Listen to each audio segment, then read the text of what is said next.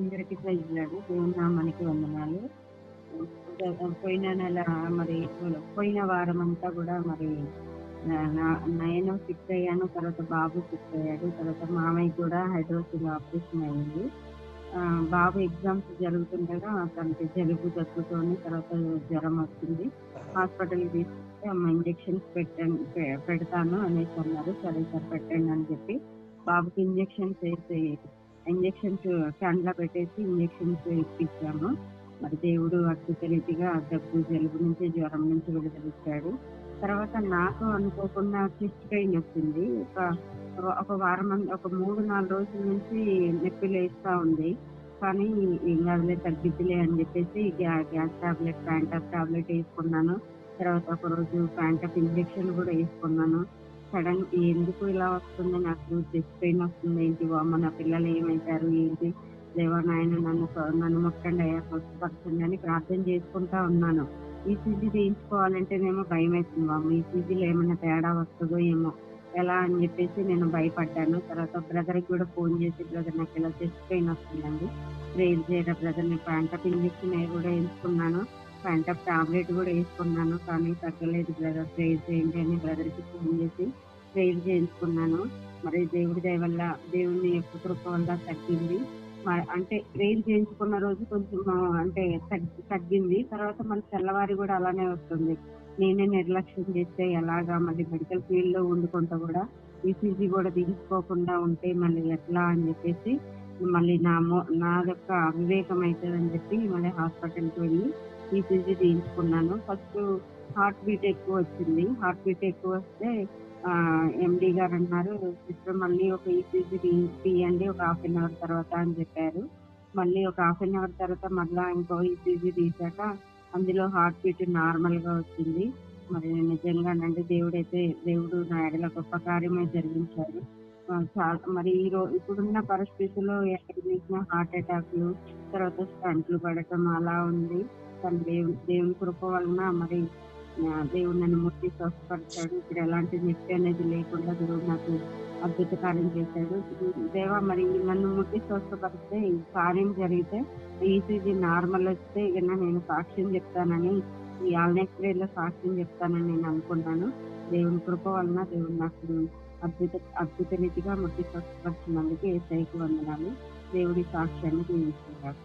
Thank you అమ్మ, చాలా సంతోషం. చక్కటి సాక్ష్యం ఇచ్చిన సహోదరు గారికి హృదయపూర్వకమైన వందనాలు.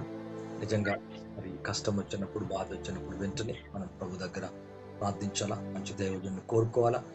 మరి ఆ సహోదరి గారు చెప్పిన వెంటనే నేను కూడా అప్పటికే ఆల్రెడీ నేను ప్రేయర్లోనే ఉన్నాను.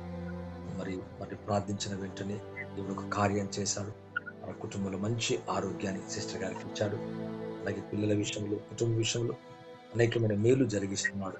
ఇంకనూ అనేకమైన కార్యాలు ఆ కుటుంబంలో జరిగించి ఆ కుటుంబాన్ని మంచి ఆరోగ్యవంతులుగా దేవుడు తీర్చిదిద్దును గాక. ప్రత్యేకంగా నిజమే సిస్టర్ గారు చెప్పినట్టుగా చాలా మంది కూడా మరి గ్యాస్ ప్రాబ్లమే అనుకుంటాం అప్పుడప్పుడు, లేకపోతే అది గ్యాస్ హార్ట్ కూడా అర్థం కానటువంటి స్థితి ఈ రోజుల్లో కనబడుతుంది. మరి చిన్న బిడ్డలు ఎంతో మంది వాళ్ళ వయసు తక్కువగా 35, 40, 45 అట్లాంటి వయసు కలిగిన వారు కూడా అనేకులు హార్ట్ స్ట్రోక్ తో చనిపోతున్నాం మనం చూస్తున్నాం. మరి ఇటువంటి సమయంలో మరి నిజమే దేవుడు తన రెక్కలతో ఆ కుటుంబాన్ని కాచి, ఆ కుటుంబమే కాదు మనందరినీ కూడా కాచి కాపాడి భద్రపరుస్తున్నందుకు దేవునికి వందనాలు. మరి ముఖ్యంగా ఆ కుటుంబంలో అందరికీ కూడా చక్కటి ఆరోగ్యము దేవుడిచ్చును గాక. మరలా తిరిగి ఆ సమస్య ఎన్నడూ రాకుండా గాక. గాడ్ బ్లెస్ యూ అమ్మ. ప్రభు సమృద్ధిగా దీవించి ఆశీర్వదించును గాక. థ్యాంక్ యూ అమ్మ, థ్యాంక్ యూ.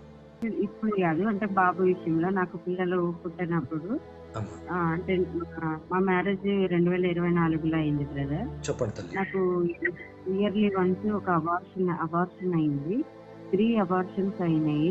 ఇక్కడ నేను సత్పల్లో హాస్పిటల్లో చూసుకున్నాను. ప్రతి డాక్టర్ దగ్గర ఎంతమంది గైనకాలజిస్టులు ఉన్నారో వాళ్ళందరి దగ్గర చూసుకున్నాను. తర్వాత వరంగల్లో జాబ్ చేసేటప్పుడు అక్కడున్న హాస్పిటల్లో కూడా అక్కడున్న డాక్టర్స్ ని కూడా మరి మంచి డాక్టర్స్ ని కన్సల్ట్ అయ్యాము. అయినప్పుడు వాళ్ళు ఏం చెప్పారంటే, మరి అమ్మ ఇది మరి చాలా మందిలో ఇట్లా కొంతమందికి అవుతా ఉంటది, దాన్ని మనం ఏం చేయలేము అంటే అది 3 months కే అబార్షన్ అయ్యేది.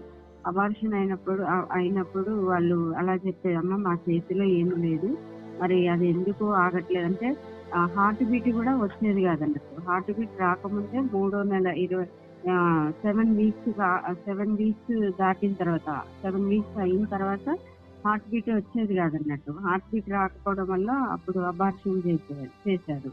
అయితే వరంగల్లో ఇంకొక మేడం ఉన్నారు, శ్రీలక్ష్మి మేడం అని, ఆ మేడం దగ్గరికి వెళ్ళామన్నట్టు. ఆమె IVF ట్రీట్మెంట్ అవి కూడా చేస్తా ఉంటారు, మంచి డాక్టర్ గారే. అయితే అక్కడికి వెళ్ళాము. అక్కడికి వెళ్ళిన తర్వాత ఆ మేడం ఆమెను కన్సల్ట్ అయ్యాము. కన్సల్ట్ అయిన తర్వాత మేడం ఏమన్నారంటే, అమ్మ మరి మీకు ఇట్లా 3 అబార్షన్స్ అయినాయి కదా, మరి మీరు ఏమన్నా IVF ట్రీట్మెంట్ ఏమన్నా తీసుకుంటారా అని చెప్పేసి ఆమె అన్నారు.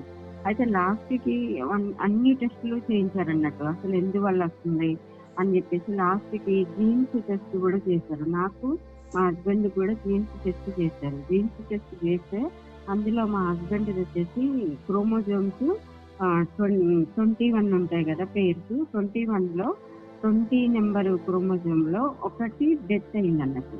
మా అత్తగారిది మామగారిది మేనరికం వల్ల ఒకటి డెత్ అయింది.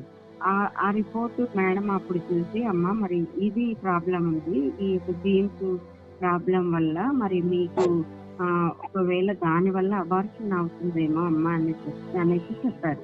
చెప్పిన తర్వాత ఇక మేడం లాస్ట్ కి అది డయాగ్నోస్ చేశాక మేడం IVF గురించి మాకు ఎక్స్ప్లెయిన్ చేశాక, అమ్మ మరి మీరు ఆలోచించుకొని రండి అని చెప్పారు. చెప్పిన తర్వాత బయటికి వచ్చిన తర్వాత మా హస్బెండ్ అన్నారు, అంటే అప్పటికి అంటే ఆయన ఏమన్నారంటే, సుజాత మరి ఒకవేళ నేను తండ్రి ప్రేమను పొందలేకపోయినా నువ్వు తల్లి ప్రేమను పొందుతావు కదా, అంటే ఆయన యొక్క శుక్ర కణాలని అంటే వాటిని అంటే ఆయన నాకు ఆయన వల్ల కాకపోతే వేరే వాళ్ళ దగ్గర చేసి పెడతారేమో సుజాత అని చెప్పేసి నాకు చెప్పారు. నేను అన్నాను, అంటే నువ్వు తండ్రి ప్రేమను పొందన్నప్పుడు నేను తల్లి ప్రేమను పొందాలా? నాకు అవసరమే లేదు. దేవుడు అబ్రహాముకి ఏ విధంగా అయితే దేవుడు ఇచ్చాడో, సారా గర్భం ఉడిగిపోయినప్పటికీ కూడా దేవుడు వాగ్దానం చేసిన రీతిగా ఆమెకి కుమారుని ఇచ్చాడు. దేవుడు నాకు ఇస్తేనే నేను కంటా, లేకపోతే నేను ఏ IVF ట్రీట్మెంట్ నేను తీసుకోను. నేను ఇంకా ట్రీట్మెంట్ తీసుకోకముందే నీకు ఈ తలంపు వచ్చింది. ఒకవేళ రేపు పుట్టిన తర్వాత కూడా నీ మనసులో అదే తలంపు ఉంటది, కానీ నా కొడుకు నా పిల్లలు అనే తలంపు ఉండదు. నేను ఎలాంటి ట్రీట్మెంట్ తీసుకోను, దేవుడు ఇస్తేనే మనం కందాము, లేకపోతే లేదు అని చెప్పేసి నేను దానికి ఒబే అవ్వలేదు. తర్వాత ఇంటికి వెళ్ళిన తర్వాత నేను ఒకటే చెప్పాను మా హస్బెండ్ కి, అంతకుముందు నేను ఒక్కదాన్నే ప్రేయర్ చేసేదాన్ని బ్రదర్. అప్పుడు నేను ఒక్కదాన్నే అడుగుతున్నాను, మన ఇద్దరం కలిసి అంటే చర్చికి వస్తారు, వాక్యం వింటారు, వచ్చేస్తారు, అంతేగాని ఇంట్లో ప్రేయర్ చేసుకోవడము కుటుంబ ప్రార్థన అప్పటికి ఇంకా లేదు. నేను ఒక్కదాన్ని వేకువజాము లేచి ప్రేయర్ చేసేదాన్ని అని నేను చెప్పినాను. నేను అడుగుతున్నా కానీ నువ్వు అడగట్లేదు కదా, నువ్వు అడిగితే దేవుడు ఇస్తాడు, తప్పకుండా ఇస్తాడు అని చెప్పేసి తనకి నేను చెప్పినాక మరి ఒక 3 నెలలు తెల్లవారుజామున మరి 3 నుంచి 4 మధ్యలో లేచి మరి మేము ఇద్దరం కలిసి ఏకీభవించి ఒక్క విషయం ఇద్దరు ఏకీభిస్తే దేవుడు త్వరగా నెరవేరుస్తాడు కదా అని చెప్పేసి నువ్వు అడగాలి ముందు, నా కుమారుని ఇయ్యయ్యా, నా గర్భఫలం ఇయ్యయ్యా, నువ్వు అడిగితేనే దేవుడు మనకి ఇస్తాడని చెప్పినప్పుడు ఆయన కన్నీటితోనే దేవుడిని అడిగాడు, దేవ నా కుమారుని ఇయ్యి అని చెప్పేసి, ఆయన నీ సేవకి ఇస్తాను అని చెప్పేసి అప్పుడు మేము ఆయన ప్రార్థన చేశాడు. ఆయన ప్రార్థన చేసిన తర్వాత నెక్స్ట్ నేను చేసేదాన్ని, ఇద్దరం కలిసి ఏకీభవించి ఒక్క విషయమే ఏకీభవించి అడిగామన్నట్టు. అడిగినప్పుడు దేవుడు 3 నెలల తర్వాత మరలా నేను కన్సీవ్ అయ్యాను బ్రదర్. కన్సీవ్ అయిన తర్వాత మేడం దగ్గరికి వెళ్ళాము. మేడం దగ్గరికి వెళ్తే, అమ్మ ఏంటి ఇన్ని నెలలకు వచ్చారేంటి అన్నప్పుడు, మేడం మళ్ళీ ఇట్లా కన్సీవ్ అయ్యాను మేడం అని చెప్పేసి మేడంకి చెప్తే, మేడము మరి ఏమన్నా టాబ్లెట్లు ఏమన్నా వాడారా అని అంటే, లేదు మేడం మేమేం టాబ్లెట్లు వాడలేదు అని చెప్పాము. తర్వాత మేడము ప్రతి వారం కూడా టెస్ట్ చేస్తూ స్కానింగ్ చేస్తూ బేబీ గ్రోత్ ఎదుగుతుందా లేదా అని చెప్పేసి టెస్ట్ చేస్తూ కూడా ఒక 3 నెలల వరకు మరి ఇంజెక్షన్స్, హార్మోన్ ఇంజెక్షన్స్, టాబ్లెట్స్ పెడుతూ పరీక్షించారమ్మా. మరి నిజంగా ఇదైతే గొప్ప కార్యమే, మరి ఇది ఎలా జరిగిందో మరి తెలియదు మరి అని చెప్పేసి అన్నారు. అప్పుడు మేమిద్దరం చాలా సంతోషించాము. నేనైతే మరి విశ్వాసంతోనే దేవా నువ్వు నాకు కుమారుని ఇచ్చావయ్యా, నీకు వందనాలు, ఇచ్చినందుకు వందనాలు అని చెప్పి అప్పటి నుంచి కూడా నేను దేవుని స్తుతించాను. తర్వాత బాబుని ఏం చేశానంటే, నేను డెలివరీ కాకముందే మరి జీసస్ కాల్స్ మినిస్ట్రీలో యంగ్ పార్ట్నర్స్ గానే మరి జాయిన్ చేశాను. జాయిన్ చేసి అప్పుడే నేను అమౌంట్ కట్టడం, అంటే దాంట్లో మా యంగ్ పార్ట్నర్స్ దాంట్లో జాయిన్ చేస్తే 25 సంవత్సరాల వరకు ఆ పిల్లల కొరకు ప్రార్థన చేస్తారు అని చెప్పేసి మరి ఆ జీసస్ కాల్స్ మినిస్ట్రీలో మరి వాళ్ళకి చెప్తున్న సాక్ష్యాలను బట్టి నేను విన్నప్పుడు, నేను డెలివరీ కాకముందే 3 నెలల ప్రెగ్నెన్సీ అప్పుడు నేను జాయిన్ చేశాను. తర్వాత బాబు పుట్టి 3వ నెల కంప్లీట్ అవ్వకముందే నాకు బాబు ఫోటో పంపించాము. పంపించినప్పుడు వాళ్ళు యంగ్ పార్ట్నర్స్ ప్లాన్ ది ఆ బ్లెస్సింగ్ కార్డు పంపించారు. నిజంగా దేవుని యొక్క కృపే. మరి ఆ 4 సంవత్సరాల తర్వాత దేవుడు నాకు గర్భఫలాన్ని ఇచ్చాడు. కుమారుడి విషయంలో, కుమార్తె విషయంలో కూడా దేవుడిని అడిగితేనే దేవుడు నాకు 2 బిడ్డల్ని ఇచ్చాడు. మరి ఎంతో ఇది చాలా మిరాకిల్. నిజంగా నాకు మరి ఇంట్లో ఎన్నో శ్రమలు, శోధనలు నాకు వచ్చాయి. మరి మా హస్బెండ్కి అయితే 2వ పెళ్లి కూడా చేస్తానని చెప్పేసి మా అత్తగారు అప్పుడు ఆమె బంధువులతో మాట్లాడటం, మరి ఇంకా పుట్టట్లేదు నా కొడుక్కి అని చెప్పేసి అనేక నిందలు, అవమానాలను నేను ఎదుర్కొన్నాను. దేవుడు ఆ నిందలన్నిటిని కూడా తొలగించి దేవుడు నా కుటుంబంలో గొప్ప కార్యం చేశాడు. ఇంకొక విషయం ఏంటంటే, మా మామగారి తండ్రి కుటుంబంలో పెద్ద. మా మామగారు వాళ్ళు ముగ్గురు అబ్బాయిలు, అందులో మా మామగారు పెద్ద. మా మామగారికి మళ్ళీ మా హస్బెండే ఆ కుటుంబంలో పెద్దాడు. తర్వాత నా కొడుకు, నాకు ఇచ్చిన కుమారుడు మరి మా యొక్క ఫ్యామిలీలో వాళ్ళ అన్నదమ్ముల కుటుంబాలలో నా కొడుకే పెద్ద. ఎందుకంటే నాకు లేట్ అయినా కానీ దేవుడు ఆ యొక్క పెద్దరికం అనేది, జ్యేష్ఠత్వాన్ని అనేది దేవుడు నాకు నా కుమారుడికి ఇచ్చాడు. అందుని బట్టి దేవునికి స్తోత్రాలు. మరి 2009లో కుమారుడిని దేవుడు నాకు ఇచ్చాడు. ఇప్పుడు బాబు ఇంటర్మీడియట్ ఫస్ట్ ఇయర్ చదువుతున్నాడు. దేవాది దేవునికి వందనాలు. ఆ కుమారుని దేవుని సేవకిస్తామని ప్రార్థన చేసుకున్నాము. అదే దేవుని చిత్తం చెప్పునే నడిపించబడాలని ప్రేర్ చేస్తున్నాము. Thank you. దేవుడి సాక్ష్యాన్ని దీవిస్తున్నాడు. Thank you sister. చాలా సంతోషకరమైన విషయాన్ని తెలియజేశారు. చాలా గొప్ప సాక్ష్యం, గొప్ప విశ్వాసం కూడా.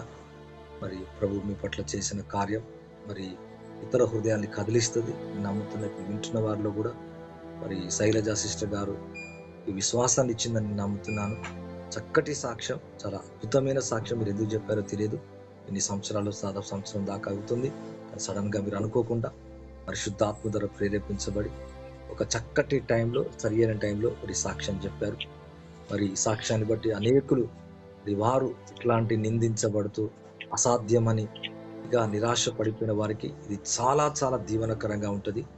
మరి ప్రభు మిమ్మును, మీ కుటుంబాన్ని దీవించునుగాక. ప్రత్యేకంగా కుమారుడు మీరు ఏదైతే మీరు అనుకున్నారో ఆ ప్రకారంగా ఖచ్చితంగా ఒక దినాన సేవకుడు అవుతాడు. నేను మరలా చెప్తున్నాను, ఎంత చదువుకున్నా, ఎంత ఉన్నతంగా ఉన్నా మరి ఆ సేవ అనే ఆ గైడ్ లైన్స్లోనే ప్రభు నడిపిస్తాడు. అటువంటి దాంట్లో నడిచినప్పుడు కూడా సక్సెస్ అవుతాడు. ఎందుకంటే మొక్కుకున్నారు గనక, మీరు ప్రామిస్ చేశారు గనక దేవునికి, ఖచ్చితంగా అలా చేస్తూనే ఏదైనా చేసుకోవచ్చు. సేవ అనేది, పార్ట్ అనేది బాబు ఖచ్చితంగా ఉంది, పిలుపు అనేది ఉంది. కాబట్టి అందుకే ఆ మధ్యకాల సమయంలో కొత్త అపవాది పనిచేసింది, దాన్ని దూరం చేశాడు. ఎవరి పట్ల అయితే గొప్ప ప్రణాళిక ఆ సేవ మీద ఉంటుందో కొంచెం వాళ్ళని గలిబిలి చేయడానికి అపవాది పనిచేస్తుంది. కానీ వాటన్నిటి నుంచి విడిపిస్తాడు. అలాగే పాపను కూడా మంచి భవిష్యత్తు ఇస్తాడు. అలాగే కుటుంబంలో కూడా ఇంకా అనేకమైన బలమైన కార్యాలు చేస్తాడు. మంచి సాక్ష్యం అండి. ప్రభు మిమ్మును, మీ కుటుంబాన్ని సమృద్ధిగా దీవించి ఆశీర్వదించి ఆ బిడ్డల్ని స్థిరపరిచి అనేకులకు ఆశీర్వాదకరంగా ఉంచును కాక. థ్యాంక్ యూ అమ్మ.